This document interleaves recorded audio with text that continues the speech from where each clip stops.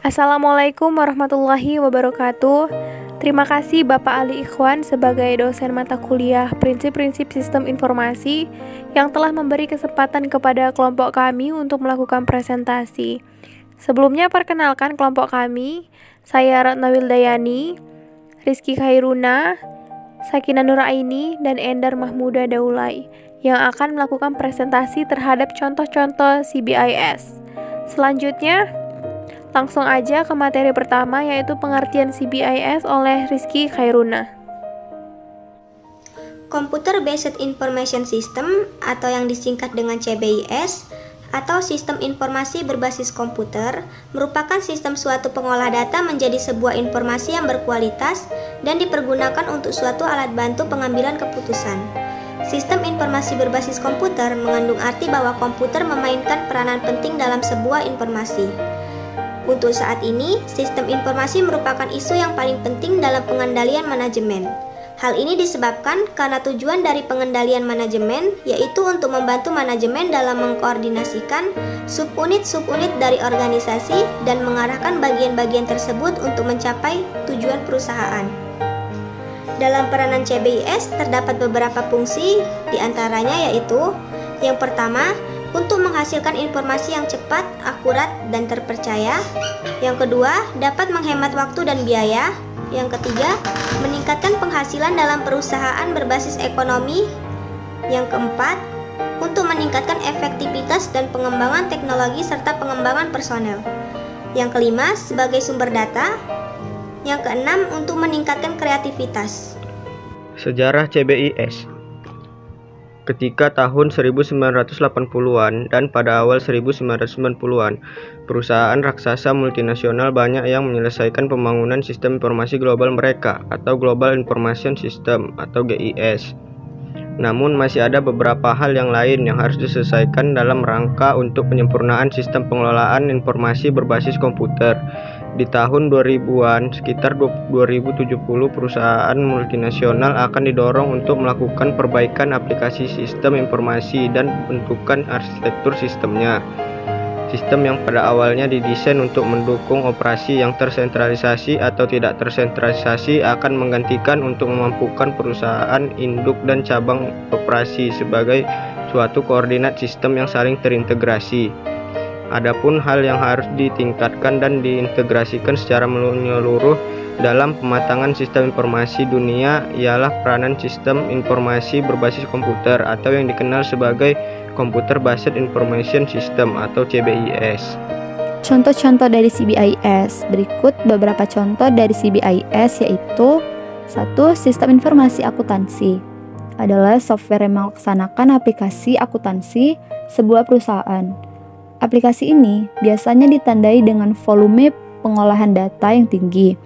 Pengolahan data dari sistem tersebut terdiri dari 4 tugas utama yaitu pengumpulan data, manipulasi data, penyimpanan data, penyiapan dokumen. Sistem informasi akuntansi merupakan satu-satunya aplikasi CBIS yang bertanggung jawab dalam memenuhi kebutuhan informasi di luar perusahaan.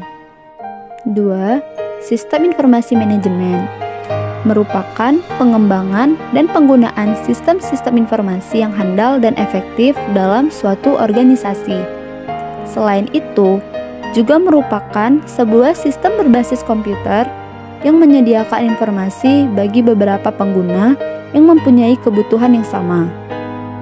Adapun fungsi dalam sistem informasi manajemen ini yaitu meningkatkan aksesibilitas data yang disajikan secara sempurna, mengembangkan proses perencanaan yang efektif, menerapkan investasi yang akan diserahkan pada sistem informasi, memperbaiki produktivitas pada pelaksanaan, pengembangan, dan pemeliharaan sebuah sistem, menjamin tersedianya kualitas dan juga keterampilan dalam memanfaatkan sistem informasi secara kritis.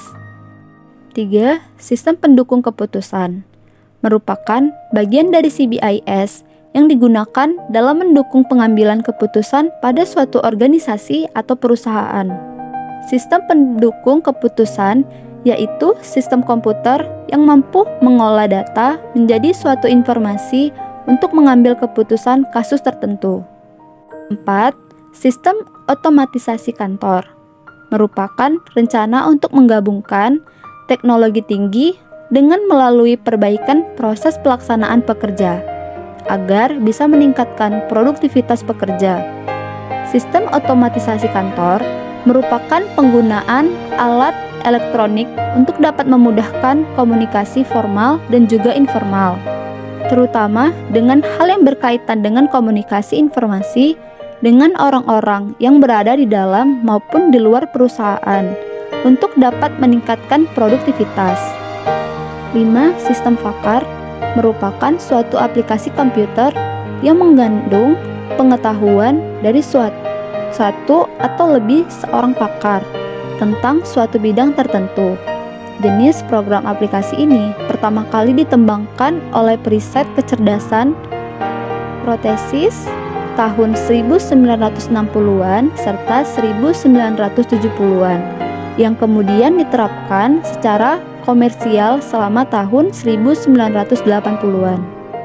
Bentuk umum dari sistem pakar yaitu program yang dibuat berdasarkan suatu aturan yang menganalisis informasi atau biasanya diberikan dari penggunaan sistem tentang suatu kelas masalah spesifik serta analisis matematis dari masalah tersebut. Tergantung dari desainnya, sistem pakar ini juga dapat merekomendasikan suatu rangkaian dari tindakan pengguna agar dapat melakukan koreksi. Sistem ini menggunakan kapabilitas penakluran untuk mencapai dan mendapatkan suatu kesimpulan. Komponen-komponen CBIS. CBIS terdiri dari 4 macam komponen seperti A. Perangkat keras atau hardware, B. Perangkat lunak atau software, C. Data, dan D. Jaringan atau networking. Kesimpulan, CBIS merupakan sistem pengolahan suatu data menjadi sebuah informasi yang berkualitas, secara tepat dan akurat yang dapat menghemat waktu dan biaya. CBIS digunakan untuk membantu dalam pengambilan keputusan koordinasi serta kendali, visualisasi, analisis, dan lain sebagainya. Fungsi CBIS untuk menghasilkan informasi yang cepat, akurat, dan terpercaya, dapat menghemat waktu dan biaya, meningkatkan penghasilan dalam perusahaan berbasis ekonomi, meningkatkan efektivitas dan pengembangan teknologi serta pengembangan personal sebagai sumber data, dan meningkatkan kreativitas. Demikianlah presentasi yang dapat kami sampaikan. Kami mohon maaf apabila terjadi kesalahan dalam penyampaian materi, dan semoga apa yang kami sampaikan dapat bermanfaat bagi kita semua. Wassalamualaikum warahmatullahi wabarakatuh.